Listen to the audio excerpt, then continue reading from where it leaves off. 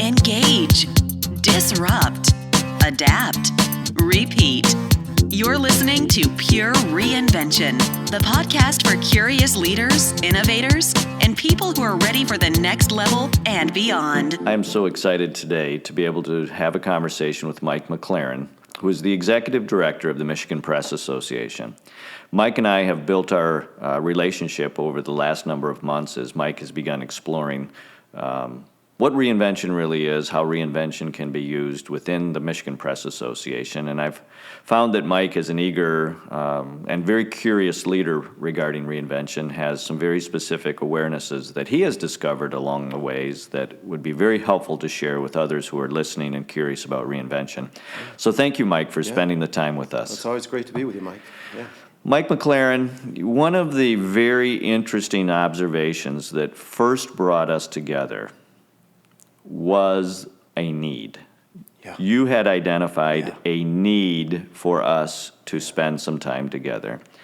And over time, it's become very obvious that in the process of reinvention, there is generally some sort of a need for why we investigate reinvention. Sure. Yeah. Can you share with us how this need became so paramount to the Michigan Press Association and how it became a huge springboard for you as you start to move your organization in a new direction? Yeah, it's a good question, a tough one to answer. Let me try. It actually came in from several different sources, I think. First of all, most anybody that's in a leadership position is looking at certain dashboards or a dashboard. And the biggest one is the financial statements, what's going on there. And I saw some trends revenue-wise that were not trending in the right way. And as I read and thought and talked with my associates about what's going on in their world, most every state has something similar to the Michigan Press Association. Some of them were seeing similar manifestations. And so when I was looking at our traditional revenue streams, I saw some problems. And I knew that the stuff that I was doing for the last few years that sort of worked wasn't going to keep working. We were going to run out of ammunition to fight the problem, as it were. And so there's that silo. Then the other thing is simply watching what goes on when people are consuming media, how they're getting information, talking with my daughters about how they find out about what's going on in planet Earth, and seeing some very significant trends being validated. People don't always open up a newspaper every day and get their information from that and have that guide them in the decisions that they want to make, et cetera, et cetera, et cetera. People are consuming media in new and different ways, and it's really, really cool, but it's also really, really scary for my 300-member newspapers across the state that have traditionally gathered and packaged the information and distributed it to their audiences, usually in a geographic construct, to keep them informed and to build a community.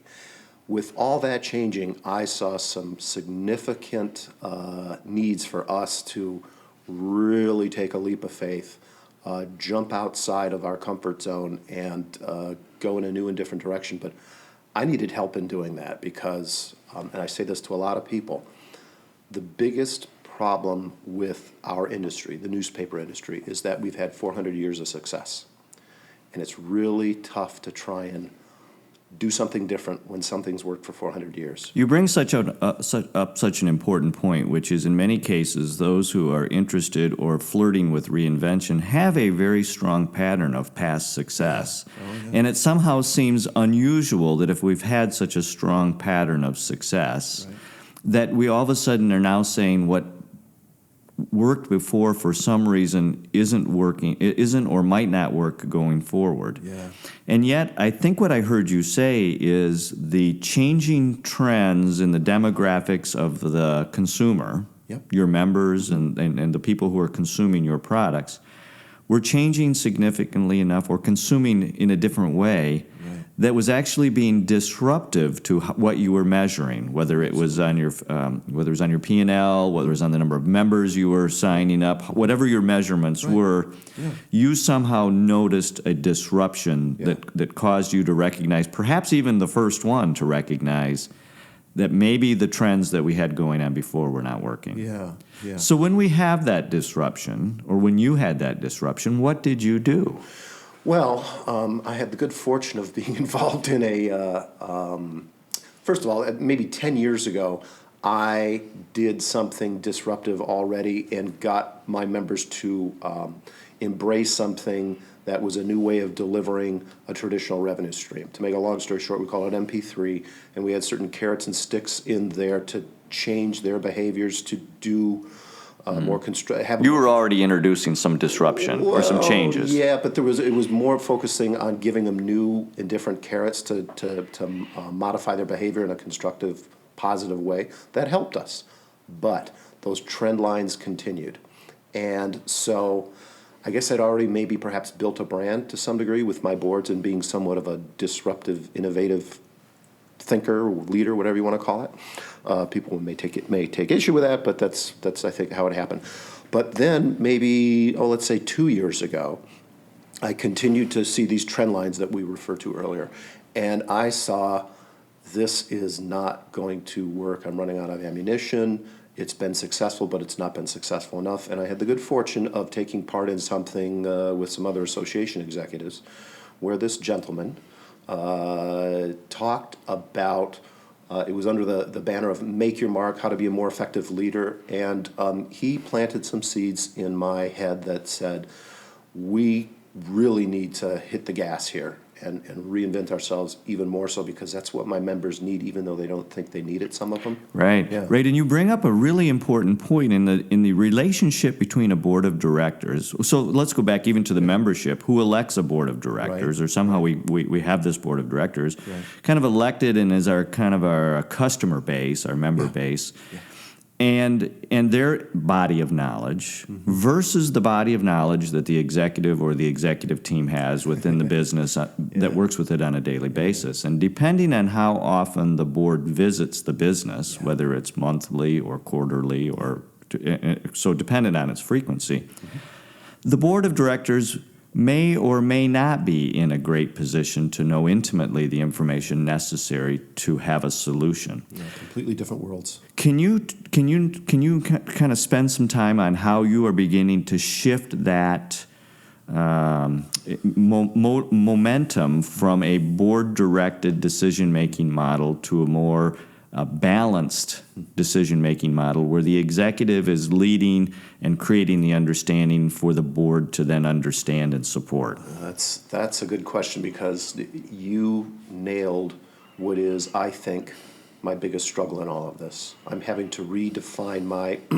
relationship with the board, and from being a collaborator and consensus builder to still needing to have that, but really step out in front and be in the lead, because people want to be led, particularly when they don't know the answer to something. They're looking for leadership.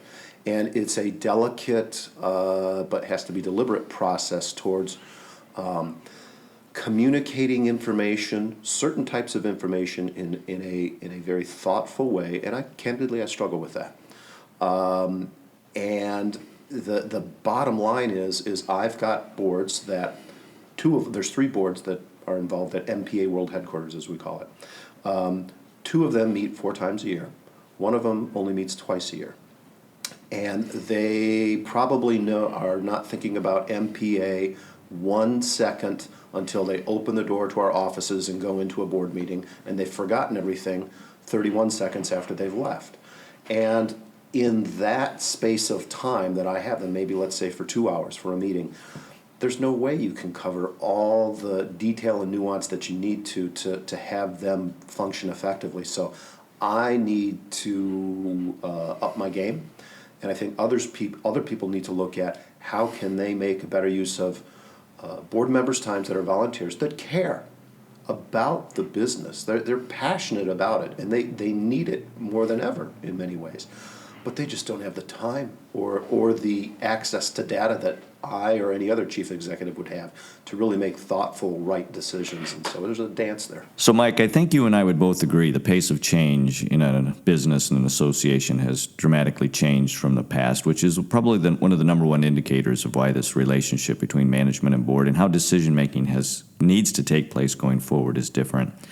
Can you outline for us how you are beginning to see the emerging new relationship between a board and the executive director or the leader in how this new dance will look as it starts to make decisions in a different way? Well, again, that's a struggle because it's the whole 400 years of success thing. But increasingly, I think going through this process where I've actually been meeting with a subgroup every week, looking at data, interpreting the data, but going back and looking at the data, that is a process where people, you can see their minds getting around the data and understanding it. And once they've done that, gives us closure and builds trust between me and my executive board. Now, in this, you're describing a small group of board members who are becoming actively engaged in understanding. Who are thought and opinion leaders on their respective boards and have the credibility and trust of those boards. The old model would have all three boards or one board, all the board, getting their arms around it in 2 hours and making a decision. This is such a fundamental shift for our operations that it needs more time and thought and steeping, as it were. And that process, I'm finding, while it's long, it's very effective. And it really helps build the foundation for me to redefine myself and how I'm working with each board.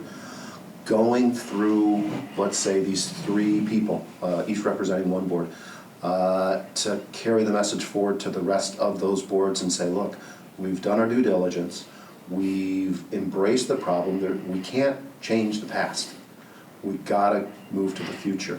But working very thoughtfully with those three people versus me just sort of communicating the information by myself as I have in the past, I think is a constructive step going forward.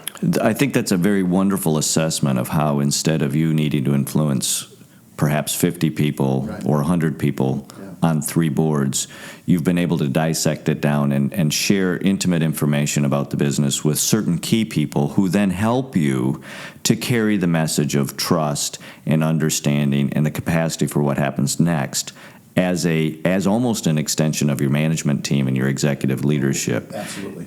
Because they've taken ownership of it. Absolutely. And that's basically because they understand not only where you are, but they understand where you as a team are now driving towards. So that brings up the very next interesting question is, how does an executive who has an organization which has had so much success in their past, how does it help an organization understand how to move forward when it's under trauma or it's having a disruption as you described? How does the use of outside resources begin to change the dynamics of how the business behaved? Well, it's much easier to change when you've got a crisis. Never let a good crisis go to waste is what Rahm Emanuel says, now mayor of Chicago. But the chief executive or even board leaders, liaisons, cannot do it on their own. They need further direction from an outside dispassionate source, I think, to help steer them down the path of looking at data in a constructive way, separating the wheat from the chaff, let's say, in that data. And there's going to be a tendency, whether it's the CEO or those key board members that we referred to earlier, to want to go off down their own familiar paths of how they dealt with problems or dealt with creative ideas. And you need someone that's got a fresh outside perspective that can see the data for what it is, because they are, in the end, it's just numbers, but what do they mean is the ongoing question. With my operation, they're newspaper people. They knew certain things worked certain ways. You push this button, that will be the outcome. And now taking that data and perhaps looking at it through a different set of lenses to see opportunities that are out there versus problems that were there before. You can't do that on your own. You need someone to help you along the way and give you confidence. And I found that's something that I've really benefited from in this process. Someone that gives me confidence to say, it's okay, you're uncomfortable here. You should be uncomfortable. How are we going to channel that energy or tension into a constructive way? Sure. So the changing dynamics that you described at the board level, where you start to change how you interact with the board and how you start to engage some key specific leaders going towards the board, is also the very same characteristics you're talking about as you engage and change the dynamics of how the executive starts to bring in information and build their own team going outside of the company versus the role going inside. Mm-hmm. And so the changing dynamics becomes the opportunity to then have a different outcome. It's clear, as you've described it to me, that changing dynamics both internally and externally created the opportunity to look at the business in a different way. Yeah. Oh, absolutely. Changing dynamics. You had mentioned to me at one time a phrase that was so powerful to me as I sat and I listened to it, and I've played it back many times as I've tried to understand what it really means. It wasn't "I need a drink," was it? It was not at that time. But it was in reference to how people approach the engagement of a consultant or a facilitator or a disruptor in thinking that they have all the answers. Right. And your comment back to me was, people have to understand this is a process, not a solution, and that the solution lies within the process. Oh, yeah. And that was so profound to me in how you had described where the answer lies, and how the answer has to be discovered, and how the answer has to have ownership by then the business as it moves forward. Can you expand on why you felt so strongly about that and could so easily coin that phrase? Well, I think that goes back to even Dale Carnegie stuff. Get other people to realize that it's their idea. And this process that we are going through, which is a very thoughtful, deliberate process, is creating the opportunities for, whether it's an extremely small group or a slightly larger variation of that, to put forth their ideas, get the griping off their chest, whatever it is, and really come clean with, here's what we see as the problems. Having said that and gotten agreement on what that is, that then builds a very constructive framework to come up with solutions. And without this process, you're going to come up with solutions, but they're not going to work because it's a top-down management style, and that just doesn't work. These are bright people. They're passionate people. Put them to work.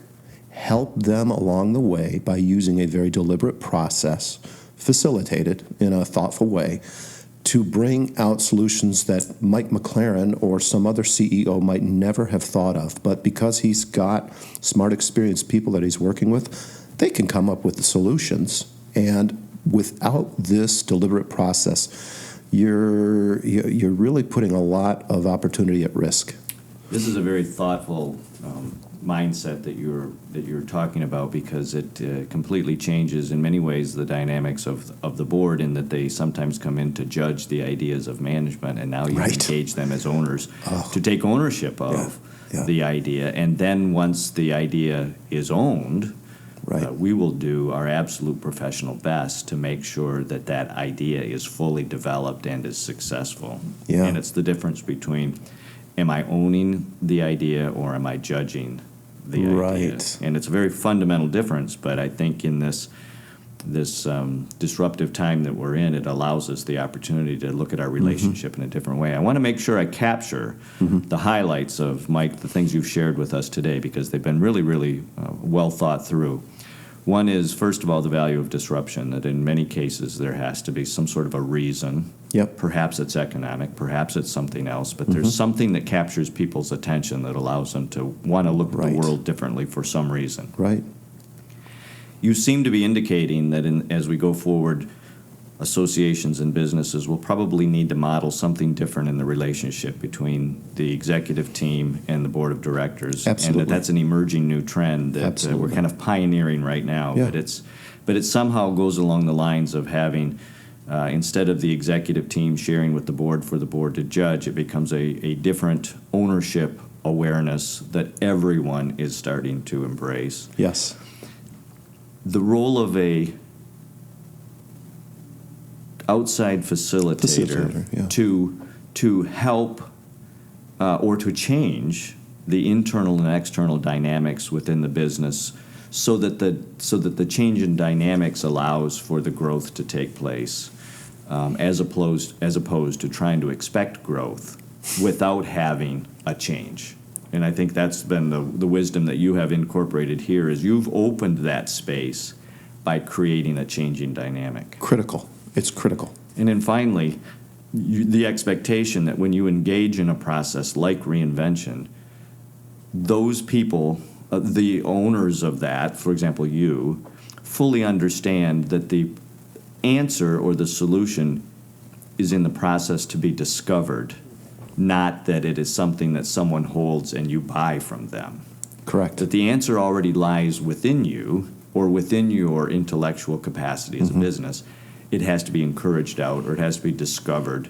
And that actually is something that on an ongoing basis becomes the difference between successful companies and unsuccessful companies, is that internal capacity to continually reinvent themselves and stay relevant. Yeah. Yeah. Mike MacLaren, I want to thank you so much for sharing your wisdom today with us. It's been an enjoyable interchange of ideas. I've looked to you many times for thoughts and ideas, and I'm absolutely thrilled that you shared some time with us today. I always learn new stuff when I'm talking with you, Mike, and I fully enjoy it.